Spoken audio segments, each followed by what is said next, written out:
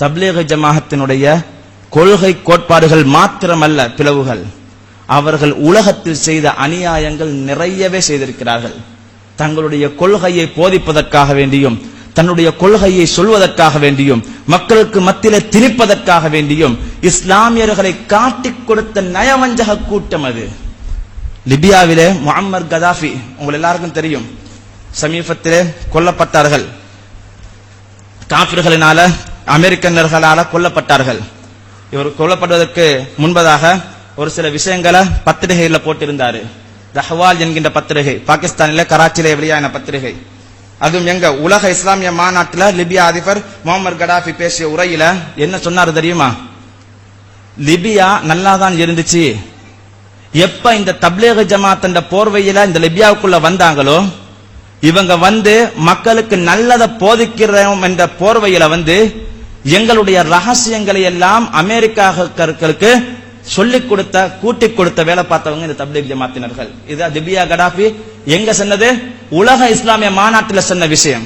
சாதாரணமாக ஒரு மனிதர் சொன்னதில்ல, ஒரு நாட்டினுடைய ஜனாதிபதி உலக இஸ்லாமிய மாநாட்டில் இதை எத்தி வைக்கிறார் என்றால் அது பத்திரிகைகளே போடப்பட்டிருக்கிறது என்று சொன்னால் இப்ப எவ்வளவு பெரிய ஒரு தீங்கை செய்திருக்கு. இன்னைக்கு லிபியாவுடைய நிலை என்ன? இன்னைக்கு கடாஃபியும் இல்ல, லிபியா சுக்குநூறாக்கப்பட்டு அல்லாஹ்வுடைய இறைநேசர்களுடைய மக்பராக்கள் உடைக்கப்பட்டு வெறும் ஆங்கிலேயர்களுடைய ஆட்சியின் கீழே இருக்கிறது. செய்வதற்கு முதலாவதாக அத்திவாரமிட்டவர்கள் இந்த தப்லீக் ஜமாத்தினர்கள், சமூக துரோகம் செய்தவர்கள். இவர்களோடு சமூகம் எப்படி ஒற்றுமையாக நடக்க முடியும்? ஒற்றுமையாக ஒரு நாள் நடக்க முடியாது. இது மாத்திரமா செய்திருக்கிறார்கள். அஹ்லு சுன்னத் வல் ஜமாஅத்துடைய கொள்கை அன்றைய காலத்தில் மூத்த உலமாக்கள், இன்றைக்கு நிறைய பேர்களுக்கு நிறைய இளம் ஆளுங்கள் வந்ததனால, நிறைய பேர்களுடைய பேச்சுகள் கவர்ச்சியாக இருக்கிறதுனால மூத்த உலமாக்கள் எல்லாம் இப்ப ஓரம் கட்டிக்கிறாங்க. நீங்க எல்லாம் வயசு போனாக்கள் அப்படின்னு சொல்லி ஓரம் கட்டுறாங்க. எங்களுடைய உஸ்தாது நாயகம் அவர்களை அதே போலதான் இன்றைக்கு சமூகம் என்ன செய்கிறார்கள்? அவர்களையும் ஒரு பக்கத்துக்கு தள்ளி வைக்க பார்க்கிறாங்க. அல்லாஹ் அப்படி தள்ளி வைக்க உதவ மாட்டான். அவர்களுடைய வாழ்நாளை அல்லாஹ் நீடித்து அவர்களுக்கு லட்சோதி லட்சம் அறுவகை இன்னும் கொடுத்து சுன்னத் வல் ஜமாஅத்துடைய கொள்கைக்கு இன்னும் அவர்கள் பாடுபடுவார்கள். அதில் ஒரு போரும் சோர்வடைய மாட்டார்கள் என்பது நிச்சயம், அது சத்தியம், அதுதான் உண்மை. ஆனால் அந்த உலமாக்கள் அன்றைய காலத்திலே இஸ்லாத்துக்கு எதிராக, முஸ்லிம்களுடைய கொள்கை கோட்பாட்டுகளுக்கு எதிராக முதலாக தப்லீக் ஜமாத் இந்த இலங்கைக்கு வந்த நேரத்திலே எங்களுடைய காயல்பட்டணத்தை சார்ந்த எங்களுடைய ஷேக் நாயகமாகிய அல் முஹிப்புர் ரசூல் அல் ஆரிஃப் பில்லாஹ் ஷேக் அப்துல் காதிர் ஆலிமி சூஃபி சித்திகி அல் காதிரி அல் காஹிரி கத்தஸல்லாஹு சிர்ரஹுல் அஸீஸ் அன்னவர்கள் மக்களுக்கு தெளிவுபடுத்தி காட்டுகிறார்கள். இவர்கள் வழிகேடர்கள், இவர்களுடைய கொள்கை பிழை என்பதை தெளிவுபடுத்தி காட்டுகிறார்கள். அந்த நாளில் அப்ப அறிவாளிகள் நிறைய இருந்தாங்க, அறிவு நிறைஞ்ச முத்தின நிறைய உலமாக்கள் இருந்தாங்க. அவங்களுக்கெல்லாம் விளங்கல்ல, என்ன கஷ்டம் இல்லையே, பார்க்கக்கூடிய தன்மை இல்லையே, வெறும் அறிவை வச்சு ஒரு ஆள் பெரிய ஆளுன்னு சொன்னா சைத்தானை விட யாரு இருக்கு பெரிய ஆளுக்கு? சைத்தானுக்கு இல்லாத அறிவு அடுத்தாக்களுக்கு இருக்குது. அப்ப சைத்தானை போன்றுதான், சைத்தானுக்கு இருக்கின்ற அறிவை போன்று நிறைய பேருக்கு அறிவு இருந்துச்சு. ஆனால் தப்லீக் ஜமாத் வந்த புதுசில அவர்களை எதிர்ப்பதற்கு துணிவும் யாரிடத்திலும் இருக்கவில்லை. தப்லீக் ஜமாத் வந்த புதுசில அது பிழை என்று சொல்வதற்கு தைரியம் யாரிடத்திலும் இருக்கவில்லை. அந்த காலத்திலே அல்லாஹ் நமக்கு தந்த பெரும் ஒரு வரம், அப்துல் காதர் சூஃபி ஹஜ்ரத் நாயகம் ரலியல்லாஹு தஆலா அவர்கள் இந்த மண்ணிலே தைரியமாக நின்று சொன்னார்கள், இவர்கள் வழிகேடர்கள், இவர்களுடைய கொள்கை கோட்பாடுகள் இப்படி இருக்கிறது, சேராதீங்க என்று எங்களுக்கு அவர்கள் அன்று சொன்ன அந்த வார்த்தை தான் இன்று ஈமானோடு நாங்கள் இந்த மதரசாவும் உருவாக்கப்பட்டு ஈமானோடு நாங்கள் இன்றைக்கு உலா வருகிறோம் என்றால் அல்லாஹ் அவர்களுக்கு தான் அத்தனை நன்மைகளையும் கொடுக்க வேண்டும். அதற்கு பின்னால் அவர்கள் சொன்ன வார்த்தைகளை கேட்டு கேட்டு ஒரு சில முத்துக்கள் மாத்திரம்தான் வெளியே வந்தார்கள். அதை பற்றி விமர்சிப்பதற்கும் சொல்வதற்கும் மற்றவங்க எல்லாம் பயப்பட்டாங்க. அந்த முத்துக்கள் வெளியே வந்த நேரத்தில் அவர்கள் சொன்ன நேரத்தில் அவர்கள் பட்ட கஷ்டங்கள், அவர்கள் பட்ட துன்பங்கள் இது யாருக்கும் தெரியாது. இந்த காலத்துல நிறைய சுன்னத் ஜமாத் கொள்கை பேசுறேன்னு சொல்லி எத்தனை பேர் பேசிட்டு போறாங்க தான். ஆனா அந்த மூத்த ஆளுங்கள் பட்ட கஷ்டம் எப்படி இருக்குது தெரியுமா? எந்த அளவு துன்பப்பட்டு இருக்கிறாங்க தெரியுமா? எங்களுடைய உஸ்தாத் நாயகம் அவர்கள் எத்தனை இடத்தில் இதை பற்றி சொல்லி, எத்தனை பேரிடத்தில் எத்தனை ஏச்சுக்கள், பேச்சுக்கள், கல்லடிகள், பொல்லடிகள், ஏன் எசிட்டால கூட அடிக்க வந்திருக்கிறாங்க. எத்தனை இடத்தில் அந்த துன்பங்களை, துயரங்களை துயர்ந்து அதையெல்லாம் தாண்டி இன்னும் வரையிலும் அந்த கொள்கையை, தப்லீக் ஜமாத்துடைய கொள்கை பிழை என்பதில் ஆணித்தரமாக இருக்கிறார்கள். அவர்களுடைய தியாகத்தை சொல்லி முடிக்க முடியாது, அதையெல்லாம் நினைத்து கூட பார்க்க முடியாது. அந்த அளவு தியாகம் செய்திருக்கிறார்கள். எனக்கு அல்லாஹ் தந்த 2 விஷயங்களை கொண்டு நான் பெருமை அடைகிறேன். ஒன்று என்னை பெற்றெடுத்த தந்தை, இன்னொன்று என்னுடைய ஆசான். இந்த 2 பேரையும் அல்லாஹ் எனக்கு தந்ததையொட்டி நான் பெருமை அடைகிறேன், அல்லாஹ்வுக்கு ஷுக்ர் செய்கிறேன்.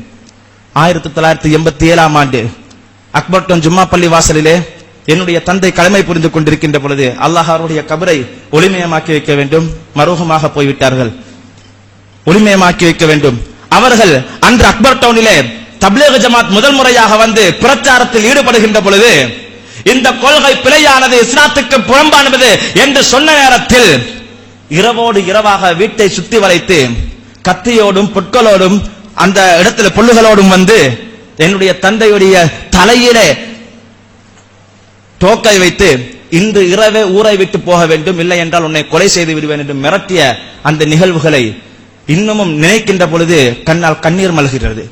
அந்த அளவு தியாகம் செய்திருக்கிறார்கள்.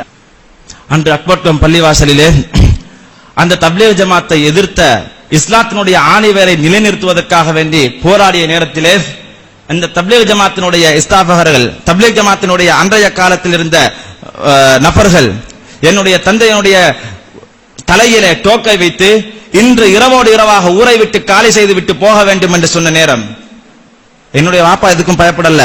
ஆனா பெண்கள் மனம் இலகிய மனம் இல்லையா, உம்மா சொல்லிட்டாங்க கொல்றவன் கொல்லத்தான் செய்வான், நாங்க போறதுதான் சரி என்று சொல்லி அன்றைக்கு அக்பர் டவுனிலிருந்து 1987 புறப்பட்டோம் தங்கல்லை நலகாமத்துக்கு. தங்கல்லை நலகாமத்துக்கு போய் திரும்ப 15 வருஷத்துக்கு பின்னதாலதான் திரும்ப அந்த ஊருக்கு வத்தலைக்கு திரும்ப வந்தது ஹுனிப்பிட்டிக்கு. இந்த வரலாறு கடைசியில் அப்படி செய்தவர்கள் என்ன நடந்தார்கள், எப்படி அவர்களுக்கு அல்லாஹ் கொடுத்த தண்டனை என்று சொன்னால், அவர்களை பாதையில சுடப்பட்டு சுட்டு வீழ்த்தப்பட்டு பாதையில ஒரு 10 மணி வரையில் சுபஹ் சுட்டப்பட்டு 10 மணி வரையிலும் பாதையில ரோட்டில நாய் வந்து நக்குகின்ற அளவுக்கு அவர்களுடைய அந்த ஜனாசாக்களை அல்லாஹ் மக்களுக்கு முன்னே நிரூபித்து காட்டினார். அவர்கள் அன்று ஆலிம்களுக்கு செய்த துரோகம், ஆலிம்களுக்கு செய்த மார்க்கத்தை போதிக்க வந்தவர்களுக்கு செய்த அநியாயம், அதற்கு அல்லாஹ் கொடுத்த தண்டனை. அது மாத்திரமா, இன்னும் சில பேர்கள் எங்களோட உஸ்தாத் அவங்க ஜாவலயம் பள்ளியில பயம் பண்ணினாங்க, கொழும்பு 2. அதே போட்டு அஹ்மத் ஷா மௌலவி எங்களுடைய மஜ்லிஸ் உலமாவுடைய செயலாளர் ஜாவலயம் பள்ளியில பயம் பண்ற நேரம் களத்துல பாஞ்சு கடிச்சாங்க. அதே போல கல்லடிகள் பொல்லடிகள் என்று நிறைய விழுந்துச்சு. கடைசியில் என்ன நடந்துச்சு, செய்தவர்களுடைய அட்ரஸ் இல்லாமல் அல்லாஹ் ஆக்கினான். ஜனாசா ஒரு மனிதனுக்கு செய்ய வேண்டிய கடமைகள் இருக்கு, குளிப்பாற்றுறது, கஃனிடுறது, தொழுவிக்கிறது, அடக்கம் செய்யறது, இந்த 4மே இல்லாமல் எதுவும் இல்லாத அனாதையாக அந்த ஜனாசாவை அல்லாஹ் ஆக்கினான். அப்படி ஒரு நிலை சுன்னத்துல் ஜமாத்தினுடைய கொள்கையை பேசிய இந்த ஆலயங்கள், மூத்த ஆலயங்கள் அன்று செய்த தியாகங்கள் 1-2 அல்ல. நாம் கேள்விப்பட்டிருப்போம், எத்தனை முறை யஹ்யா மௌலையை கேள்விப்பட்டிருப்போம். தப்லீக் ஜமாத்தை பற்றி அன்றைய காலத்துல நிறைய பேசினவங்க. அவங்க பேசுகின்ற பொழுது கூட, அவர்கள் அன்றைய தினம் பேசுகின்ற பொழுது கூட, பேச முடிஞ்சுன்னா தூக்கின்னு போட்டு இருட்டு கமரால போட்டு வச்சு 1 கிழமை 2 கிழமை 4 பூட்டியே வைக்கிறது, எதுவுமே வெளி உலகம் தெரியாம. இப்படியெல்லாம் அநியாயம் செய்யப்பட்டார்கள். இப்படியெல்லாம் அநியாயத்தில் ஈடுபட்டு அன்றைய சுன்னத்துல் ஜமாத்துடைய கொள்கையை பாதுகாப்பதற்கு மூத்த ஆலயங்கள் ரொம்ப கஷ்டம். அதனுடைய கொஞ்சம் கூட நாங்க பட்டதில்லை. என்ன பட்டிக்கிறோம், யாருக்கிட்ட சரி ஒரு அடி பட்டிக்கிறோமா அல்லது ஒரு ஏச்சு பட்டிக்கிறோமா, என்ன செஞ்சிருக்கிறோம், செய்திருப்போம். ஆனா செய்தது அது நஜாய்களாக இருப்பார்கள். அப்படிப்பட்டால் அது நஜாய்கள், அவர்கள் தான் அந்த தியாகத்தை செய்திருப்பார்கள். அல்லது எங்களுடைய சேகநாயகத்துடைய பயத்துக்குரியவர்களாக இருப்பார்கள். எங்களுடைய சேகநாயகமாக அப்துல் காதர் சூஃபி ஹஜ்ரத் நாயகம் அவர்கள் பயத்தை பெற்றவர்களாக இருப்பார்கள். அல்லது அவர்களுடைய தரைக்கத்துக்குரியவர்களாக இருப்பார்கள். அல்லது அவர்களின் மீது முஹிப்பீன்களாக இருப்பார்கள். இவர்கள் தான் அன்றைய தியாகத்தை இன்றும் செய்து கொண்டிருக்கிறார்கள். அந்த வழியிலே தான் இந்த நிஜாஹி உலமாக்கள், இந்த மதரசாவில் ஓதிய எத்தனையோ உலமாக்கள் இந்த கொள்கைகளை சொல்லி அடிப்பட்டவர்கள், ஏற்றுப்பட்டவர்கள் இங்கே எத்தனையோ பேர் உட்கார்ந்து கொண்டிருக்கிறார்கள். ஒவ்வொருவருடைய பேரையும் சொல்வதற்கு இந்த இடம் பொருந்தாது. அப்படிப்பட்ட தியாகத்தில் வளர்க்கப்பட்டதுதான் இந்த அஹ்லுஸ் சுன்னத் வல் ஜமாத்துடைய கொள்கை. சொன்னால் பேசினால் அடிபோலும் ஏச்சுபோலும் எல்லாம் கிடைக்கும் தான்.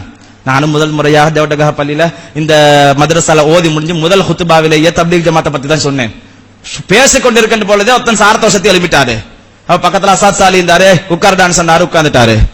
உட்கார்ந்ததுக்கு பின்னால நான் நடந்து போறேன், ரோட்ல போனா அந்த மரதான டீன்ஸ் ரோட்ல இவ்வளவு பெரிய தாடியை வச்சுக்கிட்டு மரதான சின்ன பள்ளியினுடைய அமீர் சாபு தாரத்தை சுத்தி முழங்காலுக்கு மேல கட்டிட்டு பச்சை மனத்தால என்ன சுத்தி இருந்து ஏசுறாரு. ஏசணும் அடிப்பேன் கொல்லுவேன் அப்படி இப்படின்னு சொன்னாரு. நான் தானே எதுவாக இருந்தாலும் உங்களோட பேசுறதுக்கு நான் வரல. இது சம்பந்தமாக உங்களோட மூத்த உலமாக்கள் இருப்பாங்களே, ஒன்றோ மர்கஸ்ல போய் சொல்லுங்க, இல்லாது ஜம்மியத்துல் உலமால போய் சொல்லுங்க. அப்ப நாங்க அங்க வந்து பேசிக்கொள்றோம். இல்லை என்று சொன்னால் நிரூபிக்க சொல்லுங்கள். நாங்க சொன்னது நான் உண்மை என்று நிரூபிப்பேன். நீங்கள் அது பொய் என்று சொல்வதாக இருந்தால் உங்களுடைய உலமாக்களை அழைத்து வந்து அதை நிரூபிக்க சொல்லுங்கள் என்று சொன்னேன். இதுவரையிலும் பேச்சும் இல்ல, காற்று ஒன்று இல்ல. ஆனா நான் ஒன்று சொல்லிட்டு போனேன், நீங்க இப்ப செஞ்ச செயலை இதாக்கிறாங்க, ஊர் மக்கள் எல்லாம் பார்த்துக்கிட்டு தான் இருக்கிறாங்க. இதற்குரிய ரிசல்ட் உங்களுக்கு செவ்வாய்க்கிழமை கிடைக்க மாட்டேன். அது என்ன செவ்வாய்க்கிழமை? என்ன நீங்க கஷ்ட போற நாள் அந்த நாள் தானே. ரோட்டில ஒரு ஆணையமை பார்த்து பச்சை அமனத்தால இப்படி எல்லாம் மேசுறீங்களே, இந்த ஏச்சுக்குரிய பதில் உங்களுக்கு செவ்வாய்க்கிழமை கிடைக்கும்னா அல்லாஹ்வுடைய கிருபையை கொண்டு அந்த குரூப் சின்ன பள்ளியில் இருந்து போனாங்க. கஸ்துல போன நேரத்தில் நிறைய வீட்டில் இந்த பொம்பளைகள் சிறப்ப கலட்டி காட்டினாங்களாம்.